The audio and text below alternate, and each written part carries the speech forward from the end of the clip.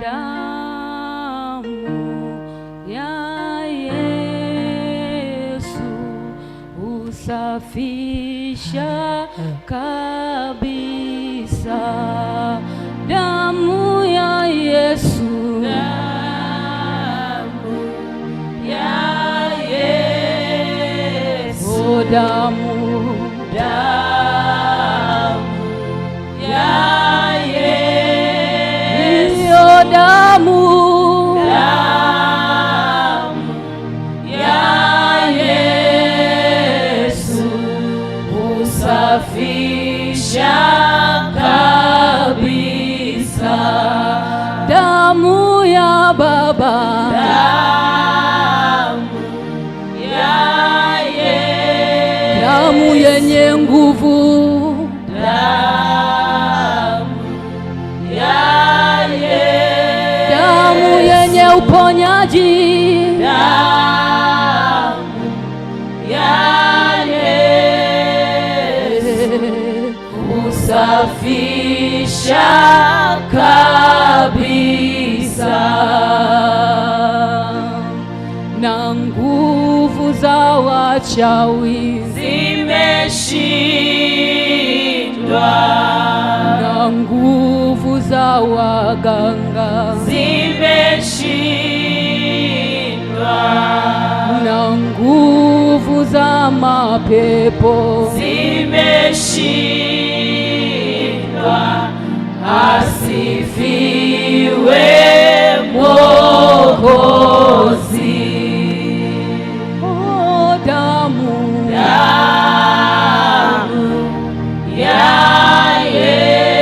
Yesu, damu ya Yesu, damu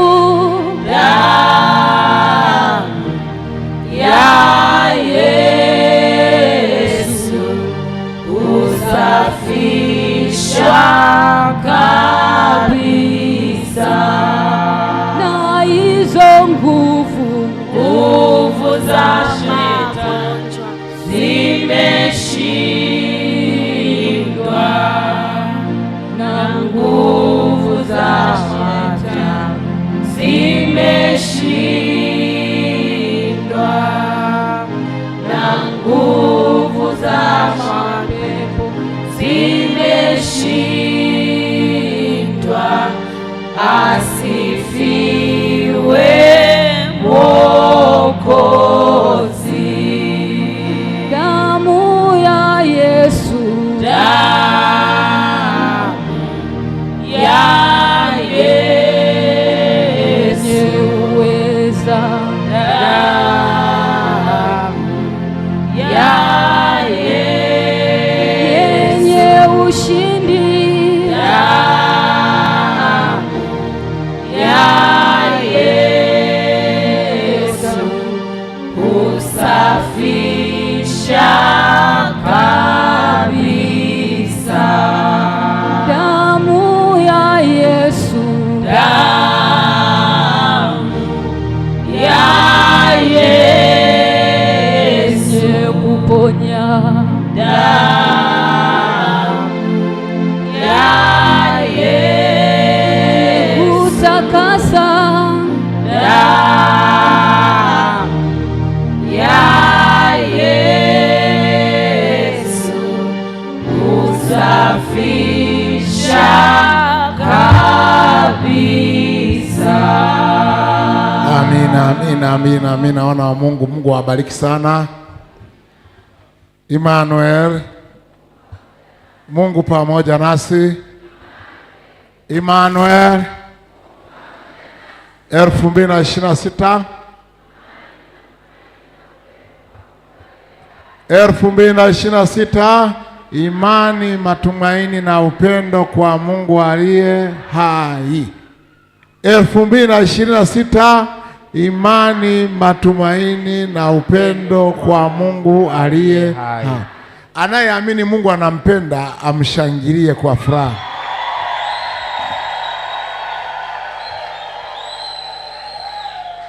Biblia inasema kwa jinsi hii Mungu aliupenda ulimwengu hata akamtoa mwanaye wa pekee ili wamwaminie waokolewe.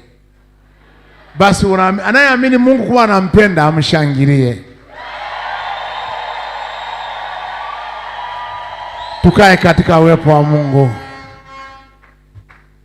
Naamini mimi na wewe tunaamini Mungu anatupenda. Narudia tena, ninaamini mimi na wewe tunaamini Mungu wa Ibrahimu na Isaka anatupenda, na ndio maana leo tumewahi na ibada, na ndio maana leo tuko nyumbani mwa Mungu tukimsifu na kumtukuza. Mungu anatupenda na anatuwazia mazuri. Mungu mara nyingine hutumia ulicho nacho mkononi. Umeshika nini? Una nini? Ili kudhihirisha kwamba vitu vyote ni vitumishi vya Mungu. Nilisema haya maji ni maji kama maji mengine, na ndio maana unachukua popote pale. Kinachohitajika kwenye chupa yako ni neno la Mungu lenye uhai, neno lenye uzima. Kwa hiyo maji ni kitu, ni takataka tu, lakini kilicho ndani mule, uhai, ndio naenda kubadilisha muujiza wako. Neno. Hakuna kitu kilichoumbwa na Mungu kisichotii neno, akipo, kwa sababu vitu vyote vimeumbwa katika neno kwa njia ya Roho Mtakatifu. Mwanzo sura ya 1 mstari wa 1. Hapo mwanzo halikuwepo neno. Ukisoma Yohana sura ya 1 mstari wa 1, si ndio? Utaunganisha na Mwanzo sura ya 1. Sasa Mwanzo sura ya 1 inasema hivi: hapo mwanzo Mungu aliumba mbingu na nchi, na nayo nchi ilikuwa ukiwa na utupu, na giza lilikuwa juu ya uso wa dunia, juu ya uso, na vilindi vya maji. Roho wa Mungu akatua juu ya uso wa maji. Unapaona hapo eh?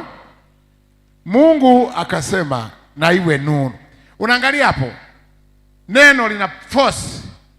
Mungu anaanza kuumba, anasema wewe giza sogea huku, iwe nuru, ni neno.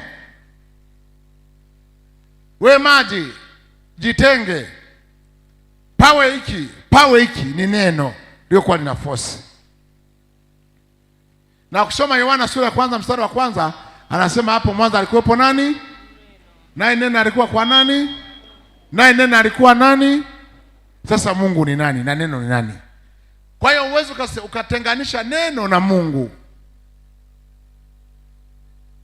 Mungu ni neno, na sisi tunaishi katika neno na tunaliamini neno. Tunapoliamini neno, haja ya moyo wako inakuja, kwa sababu unamwamini Mungu. Na ndio maana nasema kwa Mkristo wa kanisa la Mtume Paulo, unapokuwa unasoma neno, usome kama historia, kama watu wa mataifa. Soma lile neno kama unaongea na baba yako wa mbinguni, anaongea na Mungu, kwa sababu Mungu ni neno. Isaya akasema usizini, usema haya anamwambia Edi na Chamulilo. Akisema umebarikiwa, huyu anakuambia wewe ushindwe na uregee. Wewe neno lile ni la kwako wewe unalosoma. Ukifungua Biblia tu ukasoma neno linalokuzuia pombe, linalokuzuia matusi, kiburi, kushindana, ujue ni la kwako. Likisema umebarikiwa, baraka hizi zitakuambatana, ujue ni za kwako. Mungu anachohitaji sasa pale ni kwanza kuamini. Kwanza kufanya nini? Kwamba baba hawezi kumdanganya mtoto. Baba akiahidi ameahidi. Mungu anamtuma Nuhu, anamweleza yote, alafu anampa mamlaka ambao na mimi na wewe uzao wa Nuhu tunayo. Hebu angalia Mwanzo sura ya 9 mstari wa 1. Mungu ukianza tuanzie Mwanzo sura ya 8 mstari wa 1, alafu tuende Mwanzo 9 mstari wa 1. Mwanzo 8 mstari wa kwanza, neno la Mungu linasema na Mungu akamkumbuka Nuhu. Hebu siao hicho kama neno. Na Mungu akamkumbuka Nuhu. Na kila kilicho hai. Na wanyama wote waliokuwa pamoja naye katika safina. Mungu akavumisha upepo juu ya nchi, maji yakapungua. Ndiyo. Chemchemi za vilindi zikafungwa. Ndiyo. Pia na madirisha ya mbinguni. Ndiyo. Mvua kutoka mbinguni ikaizuiliwa. Ndiyo. Maji yakadumu kuondoka katika nchi, na mwisho wa siku 150 maji yakapungua. Ndiyo. Mwezi wa 7 siku ya 17 ya mwezi, safina ikatua juu ya milima ya Ararati. Uende sura ya 9 sasa. Sura ya 9 Mwanzo mstari wa kwanza, neno la Mungu linasema Mungu akambariki Nuhu na wanawe akawaambia, zaeni mkaongezeke mkaijaze nchi. Kila mnyama wa katika nchi atawaogopa ninyi na kuwa wahofu, na kila ndege wa angani pamoja na vitu vyote vilivyojaa katika ardhi na samaki wote wa baharini vimetiwa mikononi mwenu.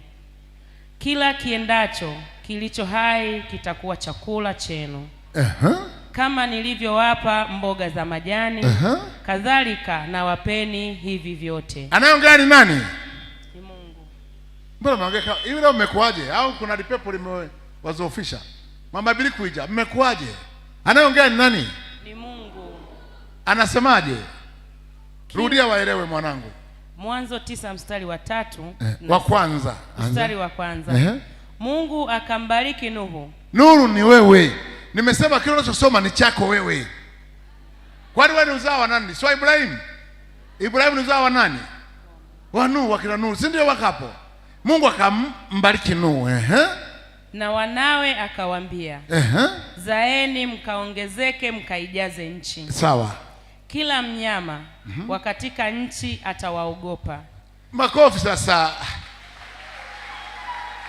Wewe ni mtu mkubwa ila hujui nafasi yako ni nini. Hata chawa ya kwenu Bukoba kwa Kiingereza mnaita enda, inapaswa ikuogope. Sasa wewe unasema, anakwambia power ulio nayo na mamlaka ulio nayo uijui. Kila mnyama na kila mdudu na kila ndege atakuhofu wewe. Kila mnyama wa katika nchi atawaogopa ninyi na kuwahofu.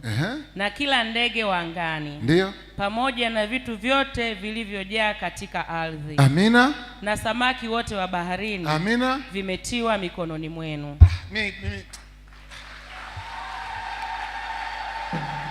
Hayo ndio maji. Hayo ndio maji Esther. Naenda kuombea sasa. Amina.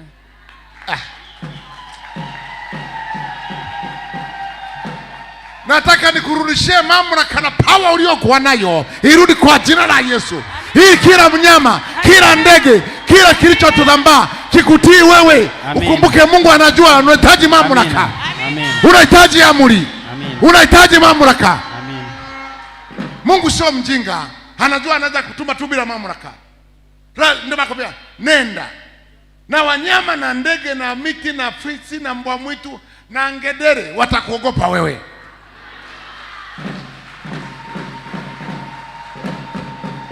Mungu anachohitaji kwako ni kumwamini na kumpenda na kumtumainia.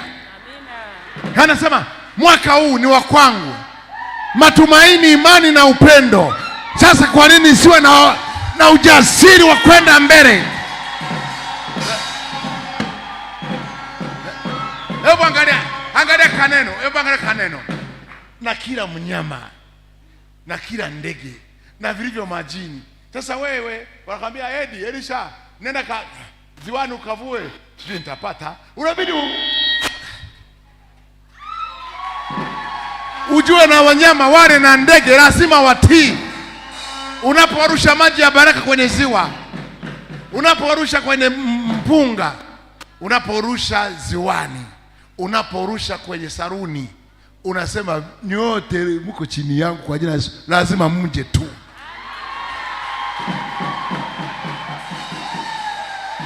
Usiogope sokoni kwa meza yako eti kwa sababu kwenye meza kuna huyu Mjaruo ataniroga. Mjaruo Unajua mimi ni muumini wa kanisa la Mtume Paulo, wote mko chini yangu. Unarusha maji. Hakubagua. Amesema hata ndege, hata wadudu. Akakanena akambariki na watoto wake na aliokuwa nao. Mimi sizai, lakini kwa maji haya anasema wapi sogea tena usikie hapo mstari wa 3. Kila kiendacho kilicho hai kitakuwa chakula chenu. Kama nilivyowapa mboga za majani, kadhalika na wapeni hivi vyote. Bali nyama pamoja na huai, yani damu yake msile. Ishi hapo. Ndugu zangu katika Kristo, narudia, tunahitaji neno lenye uhai na uzima liweze kutranslate maisha yetu from darkness kwenye mwanga, from poverty kwenye blessing, from failure to prosperity in Jesus name. Neno lenye uhai na uzima. Si kwamba Musa alipokuwa anaelekea nchi ya ahadi, si kwamba fimbo yake alipewa na Mungu. No. Ni fimbo aliyokuwa nayo yeye mwenyewe na shughuli zake. Tena kwa anatumia kuchunga ng'ombe za baba mkwe. Anachunga ng'ombe za baba mkwe. Lakini Mungu aliona ni kitu gani alicho nacho. Katika Kutoka sura ya 3 na ya 4. Soma vizuri pale. Ndiye akamwambia, nini hiyo na fimbo? Rusha chini. Ikawa nyoka. Shika. Ikawa fimbo.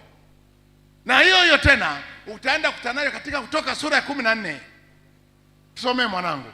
Kutoka 14 ukisoma vizuri kuanzia mstari hata wa 10. Amina. Kutoka 14 mstari wa 10, neno la Mungu linasema, hata Farao alipokaribia, wana wa Israeli wakainua macho yao, na tazama Wamisri wanakuja nyuma yao. Ndio. Wakaogopa sana. Wana wa Israeli wakamlilia Bwana. Wakamwambia Musa, je, kwa sababu hapakuwa na makaburi katika Misri, ndio umetutoa huko ili tufe jangwani? Mbona umetutendea haya kututoa katika nchi ya Misri?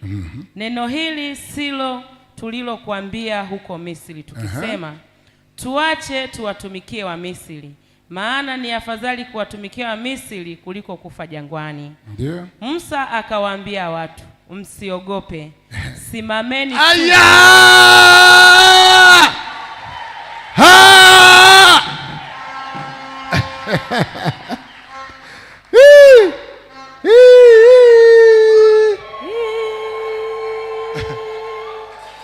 Najua safari yako bado ni ngumu, lakini mimi nakutamkia Musa wa kizazi hiki, usiogope. Usiogope. Amini tu. Nimekwambia ni imani, matumaini na upendo. Na Musa akwambia, unajua mimi ni Musa, mnanijua, nilishaua mtu Misri. Akaenda kujitapa, alicheka akamwambia, msiogope. Tunasonga mbele kwa jina la Yesu. Na kwa damu ya mwana kondoo tunasonga mbele. Ndio nakwambia, msiogope. Msiogope. Hawa Misri mliowaona leo hamtawaona tena. Na mimi nakwambia, changamoto yako bye bye. Misukosuko yako bye bye. Amina. Maumivu yako bye bye. Amina. Kutopanda cheo kwako bye bye. Amina. Nasema hata kutolewa bye bye. Amina. Anasema, hebu angalia hiyo kauli. Musa akawaambia watu, msiogope, simameni tu. Akawaambia kanisa, mtume Wilibard Mpape akawaambia kanisa la Mtume Paulo, soma yaliyoandikwa, mtafute kiboko. Mtume Wilibard Mpape akawaambia waumini wa kanisa la Mtume Paulo, msiogope, simameni tu, mkauone wokovu wa Bwana atakaowafanyia leo. Kwa maana hao wa Misri, hayo mapepo, hayo magonjwa, hayo changamoto, hayo madeni, amtayaona tena kupitia maji ya baraka. Akasema hamtawaona tena milele.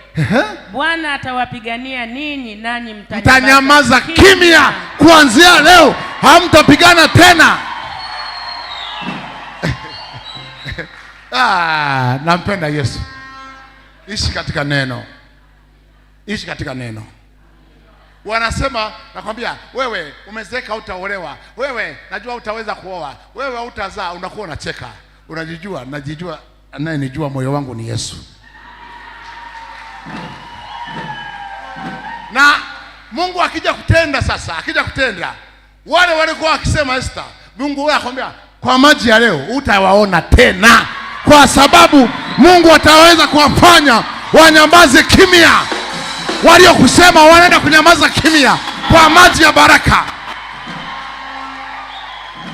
Nisikilize, wanasema ndio, wanasema na binadamu wataongea, mtume ni maraya, mtume anajidai, unajua wewe kichamulio, unajua Diana ataolewa, unajua sasa nani anika, unamwangalia tu.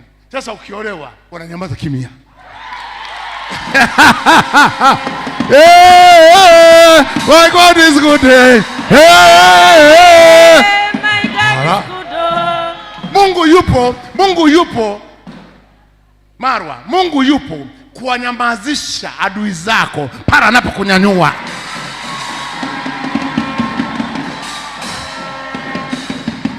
Mgeukie jirani, mwambie jirani, vita sio vya kwangu, ni vya Mungu wa madhabahu hii. Mwambie wewe ongea, wewe sema, anayenijua moyo wangu ya nyuma akayafuta ni Yesu wa Nazareti. Na nikiwa natembea anihesabii dhambi za nyuma wala makosa ya nyuma. Mimi huwa natembea na muimbia barabarani, kwenye daladala, naimba kaumbo kamoja, wanijua vyema Baba, wanijua vyema Baba, wanijua vyema Baba, niko mbele zako, wanijua vyema Bwana, wanijua vyema Bwana, wanijua vyema Bwana, niko mbele zako, wanijua ninapolala, wanijua ninapotembea, wanijua wanaponitukana, wanijua wanaponisingizia, wanijua vyema Baba, wanijua wema Yesu. Huo ndio wimbo wa ushindi. Huo ndio ushindi. Sasa wewe wakusema, unajua, nakwambia ukweli, unasema Ibadi amesemaje? Wewe mwache Ibadi, ntamune nani baada ya kuangalia msalaba, njia kweli lazima ni Yesu.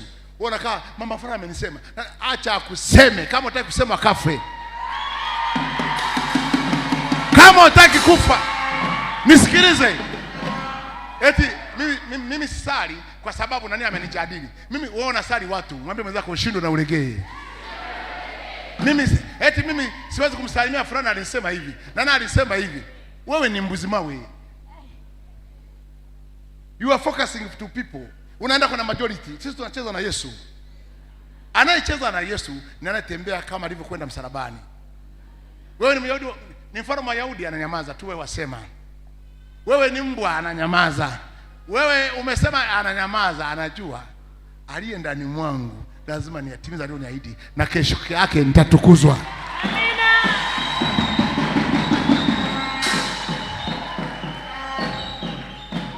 Wale waliosema, anasema watajambaza kimya, na wale walioyatenda utawaona tena.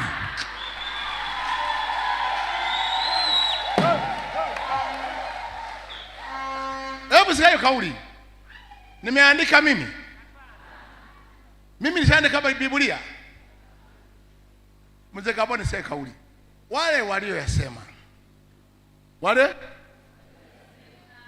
walioyatenda, wale waliofanya, hatujakataa wajasema, wajaongea. Unajua mimi nakwambia si nani watakuja kushuhudia. Mungu anakutoa chini ukiwa juu, unawachungulia wenyewe.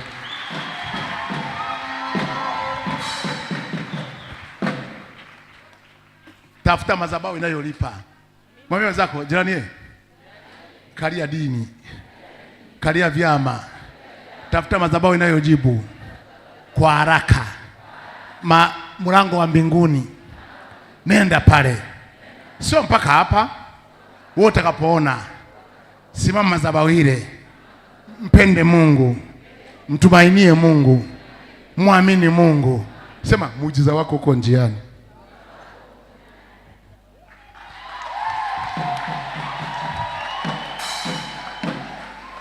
Musa anawaambia hao ndio wapo kweli, wamekuja nyuma.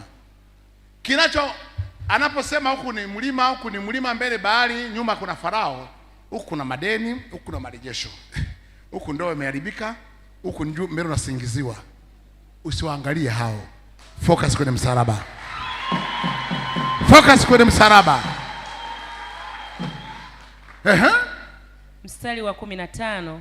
Bwana akamwambia Musa, mbona unanililia mimi? Kuna muda wa kuomba. Mwambie wenzako, acha kukalini maneno. Mgeukie mwambie Koku, Gati, Manka, Shigera, Biarugaba, Sira, acha kukalini maneno. Ongea we na Mungu, changamoto zako, shida zako. Mungu ni Baba, Baba atakusikiliza. Isaya 43:26 anasema njoo tusemezane, nieleze shida zako na mimi nikupe haja za moyo. Sasa wewe unakaa kelele. Mungu anamwambia Musa, kwa nini unanililia? Ina maana kuna usiwe kama wale saa 8 au saa 7 ibada imeisha, watu wako atatoka kanisani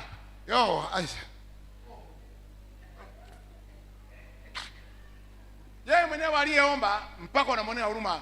Unamwambia Joseph, umetoka kanisani? I say nakwambia tumeomba.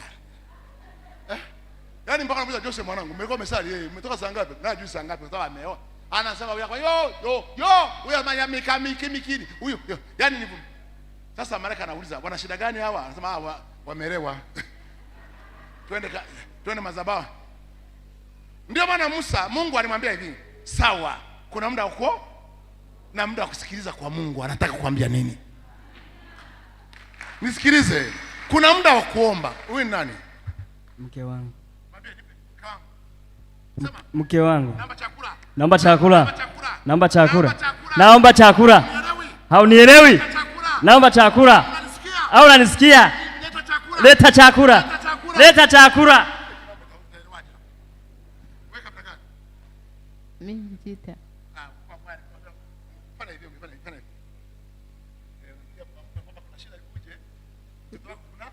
Kuna shida uje. Makofi kama umeelewa. Lazima mke wangu. Naomba chakula. Naleta chakula. Sema niwaishie.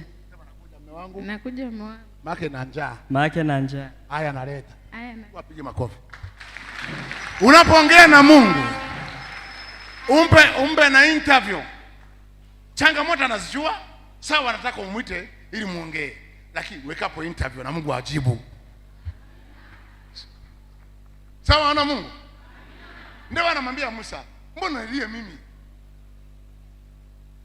Anataka na wewe uonyeshe mamlaka aliyokupa katika Mwanzo sura ya 9 na 8. Ndio anamwambia, kwa nini nilia? Uambie wana wa kanisa la Mtume Paulo waendelee mbele. Songa mbele. Pamoja na obstacle, pamoja na majungu, pamoja na misukosuko. Mungu anamwambia, waambie Mtume Wilbard Mpapi, waambie waende mbele. Sasa mimi nakuuliza, uende mbele wapi wakati kuna bahari? Bahari yako ni hiyo shida yako ya ndoa. Changamoto zako, misukosuko yako, mimba si kutozaa. Anasema ukate tamaa, anasema wewe waambie. Yaani pale pasipo na unapoona wewe umefikia mwisho wa kuona, mwisho wa kufikiria, mwisho wa kuwaza, pasipo njia, mambo yamefunga kabisa chamulio, unaona sasa usiende kwenye pombe, usiende kwa wara, usiende wapi? Focus kwa msalaba. Ndio maana waambie waende mbele. Hebu muulize swali. Waambie waende mbele. Angekuwa ni Mjita, Musa angemuuliza, "I say, niende wapi bwana sasa wewe? Mimi nakushangaa. Kuna ziwa, bahari, sio ziwa, bahari. Hapo ambia nenda." Sasa unaweza kumuulizaje mwanangu ali hapa? Hivi Mungu zinamtosha huyu? Lakini Musa akakumbuka, Mungu wangu ni wa ishara na mimi. Alishayatenda Misri. Musa akamwambia, "Alo, kaza mtoe Paulo, songa mbele twende." Na mimi nakwambia songa mbele twende. Songa mbele twende. Nimesema 2026 matumaini, imani na upendo. Wewe mwenyewe umeshaona saini. Umeshaona saini. Toka Januari mpaka leo umeshaona saini. Nasema eti wewe anamwambia namwambia umeshaona saini, nasema muulize Kathy. Unasema eti muulize Diana ndio wamekaa karibu. Sio tu na wewe. Nasema 2026 ni matumaini, imani na matumaini na imani ni pale pasipo na njia, afu unaona kuna njia kwa sababu ya Mungu aliye naye. Uwezo kutumaini ambapo hamna eti mama nani? Mimi nataka kufikia, si ndio? Naona hamna njia. Lakini sema mama mimi namfika. Mimi nitapambana mpaka nifanye nini? Ili mradi yule mama nampenda. Ndivyo nasema matumaini, imani na upendo kwa Mungu aliye hai. Ina maana Mungu aliye hai ni Mungu anayeongea. Ni Mungu anayejitikisa. Ni Mungu anayesema nitakushika mkono tutatembea wote. Nitakuongoza. Pasipo njia itakuwa njia. Wewe mkweli. Wewe tegemea ungekuwa naishi size ulivyoletwa. Hapana. Tegemea kwamba hata hizi maana kuzika watu tunakata hizo nywele kwenye kuzika. Tungewauzia hao akina dada wanapenda kununua zile wigi. Lakini wewe ulijua mwisho wako umefika, unakumbuka unaletwa pale. Lakini leo unadhani umeumwa na nyuki usoni. Yesu oye. Ina maana ni matumaini mama Koku, upendo na imani. Tumeona mpaka hapo. Kwa Mungu aliye hai. Sasa vile vichangamoto obstacles vipo kuongezea kufunga, kusali, kumsifu Mungu, kumtukuza Mungu. Imani inapotaka kuanguka, ukumbuke juzi ulipitaje. Ukumbuke kesho kutwa kwamba Mungu kesho kutwa ni ya kwake, sio ya kwako wewe. Na nyingine kuonesha marafiki wa kweli. Mwambie mwenzangu, mwambie kwa changamoto yangu, kwa misukosuko yangu, mengine ni kuonesha adui zangu, pengine marafiki wangu wa kweli, mkamwana wangu wa kweli, basi mama mkwe na kweli. Kweli changamoto kuna muda anataka kuoneshe kwamba nakupenda mama, kumbe nikasanii, kaoe uone. Mama bwana nimeshakwambia, malaika kanakula kuku na baby amekalia hivi.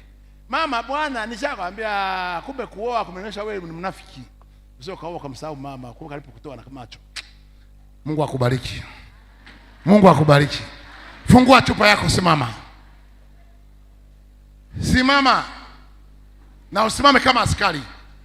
Sio simama unaanza kutingisha matako unazunguka. Ninaposema nimesema maji ya kwenda kwenye vita hayo. Lazima usimame kama sasa anasema simama Pepa anakuambia si ukae kidogo bwana na wewe. Fungua maji kwa imani. Wamtumaini yao Bwana ni kama mlima Sayuni, hawatatiki sika milele daima.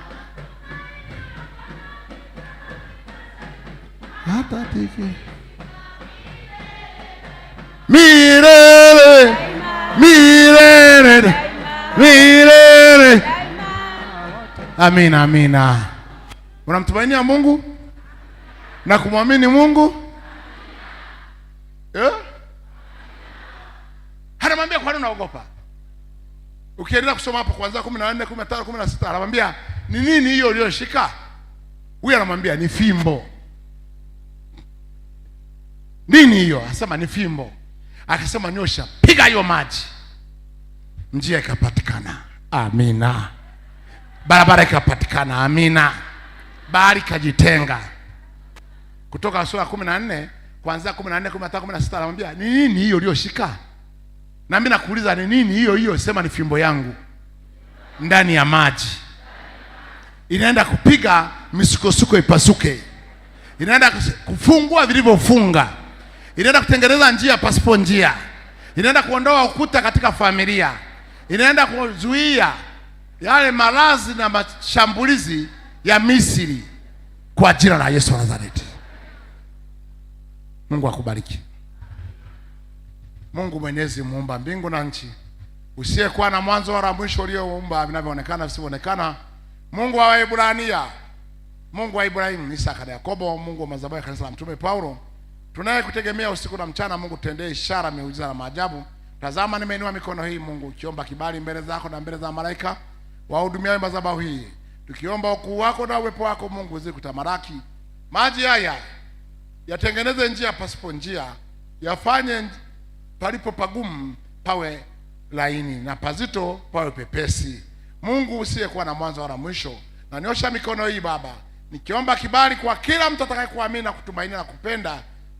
Usimfanyie anachoomba, mfanyie ulichokusudia, maana wewe unakusudia mazuri zaidi, kusudi wajue wewe ndio umeniita na ukanituma, na wao wajue wewe ni Mungu wa impossible kuwa possible.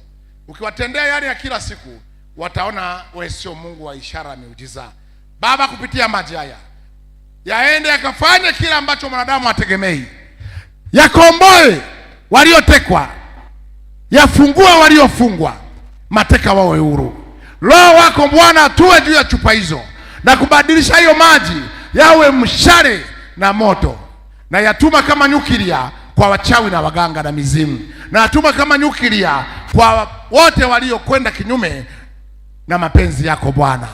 Baba mtakatifu mwenye nguvu, naenda kuangamiza na kusababisha kama maji haya yalivyo na mamlaka kwa neno, pale yatakapodondoshwa, iwe ni ziwani, iwe ni baharini, iwe ni mtoni, iwe ni alizini, iwe ni msituni, iwe ni kichakani, iwe ni mjini, iwe ni shambani, huyu anayedondosha maji haya Baba, umpe mamlaka ya kupamiliki na kupatawala eneo hilo na vyote vilivyopo kwa jina la Yesu wa Nazareti.